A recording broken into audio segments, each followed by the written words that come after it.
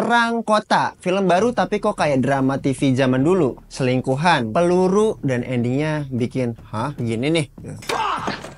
Lu pernah nonton film yang dari awal udah bikin terpukau secara visual? Inggris, Nederlands, Gurkha, mengejarkan. Tapi pas selesai malah ninggalin banyak tanda tanya. Nah, itu yang gua rasain pas nonton film Perang Kota. Sorry. Film ini diangkat dari novel legendaris Jalan Tak Ada Ujung, karyanya Mokhtar Lubis, dan digarap Molly Surya. Vibes-nya old school banget, dari format layar 4:3 sampai properti dan cara ngomong karakternya. Ini film niat banget bawa kita ke masa pasca kemerdekaan.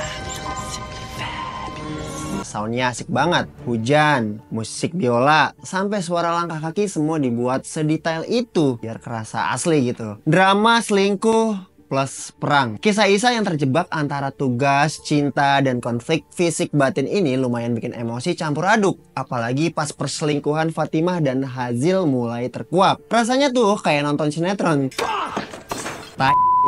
Tapi settingannya di zaman perjuangan. Ya gitulah. Nah, jangan nonton sama keluarga nih, asli. Jangan ya, jangan. Karena ini film-film semi-semi bukan sih, bukan bok. Biarpun nggak vulgar banget nih, adegan ranjangnya cukup terlihat. Jadi mending tahan diri kalau lo mau ngajak orang tua atau anak kecil nonton film ini. Ini nih endingnya nih, endingnya tuh gantung. Gue pribadi kurang puas sama endingnya. Bukannya klimaks, malah nambah PR nih buat mikir. Ya mungkin ini buat gue yang gagasan filmnya kurang jauh kali ya. Kalau lo gimana nih? Tapi ya film ini mungkin cocok buat yang demen sama open end dan seneng banget debat abis kelar nonton. Mau nonton karena penasaran atau mending skip aja nih? Balik lagi sih ke selera lo. Lo lebih suka ending film yang jelas atau yang mikir nih? Visualnya gila, tapi maknanya bikin garuk kepala. Kalau ngomongin soal visual, Molly Surya nggak pernah main-main. Dari gaya artnya, kostum, sampai format layar 4:3 yang bikin berasa lagi nonton film zaman dulu.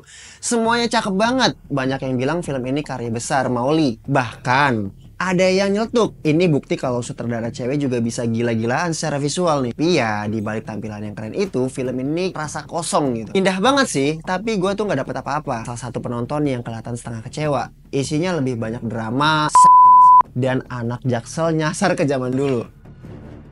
Ada bagian lucu nih, dialognya kadang kayak denger anak jaksel ngomong yang baku karena dipaksa gitu. Tapi gue sih kasih jempol juga karena Molly masih niat pakai bahasa Indonesia yang sesuai era gitu. Dan bikin banyak orang geleng-geleng. Adegan seks di film ini tuh katanya betes banget. Bukan yang artistik atau nambah makna, tapi lebih kayak bikin risih sih. Molly kayak mau nyindir juga kayaknya sih. Kemerdekaan malah dijadiin panggung buat ego dan nafsu, bukan perjuangan beneran. Harusnya kan kalau kemerdekaan tuh yang menggebu-gebu gitu.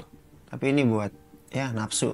Alur filmnya bikin capek gitu. Tapi punya nyali sih, film ini nggak semua orang bakal enjoy. Jalan ceritanya tuh lambat, dalam, dan kadang bikin ngantuk. Buat sebagian orang 2 jam nonton ini kerasa kayak ujian mental. Tapi ya di situ letak beraninya. Dia nggak ngandelin ledakan atau aksi, tapi luka yang nggak kelihatan gitu. Kayak baca novel sambil jalan di medan perang. Ya itu lumayan cukup banget sih. Tapi capek.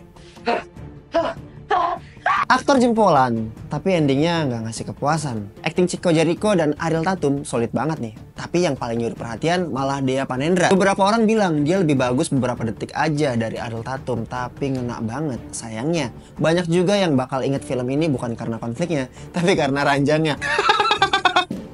Jadinya bukan perang kota, tapi perang di kasur. Ironis sih, tapi bikin film ini jadi rame dibahas. Mulai dari obrolan kafe sampai bahan tweet panjang di X. Kesimpulannya nih dari film ini layak ditonton, tapi jangan harap lu bisa happy-happy. Ini bukan film yang bikin lu tepuk tangan di akhir. Bukan juga film action penuh darah ala Inglourious Basterds. Ini lebih kayak puisi panjang soal luka, harga diri, dan engas yang nggak selesai-selesai. Nggak sempurna. Kadang ngebosenin, tapi jelas berani dan beda. Bikin mikir, bikin debat, yang pasti bikin ngobrol makin panjang. Dan bukannya film ini bikin banyak orang ngobrol, itu tandanya film penting. Menurut lo gimana? Kalau lu udah nonton filmnya, lu tim yang wah dalam banget, atau wah ini maksudnya apa sih di film nih?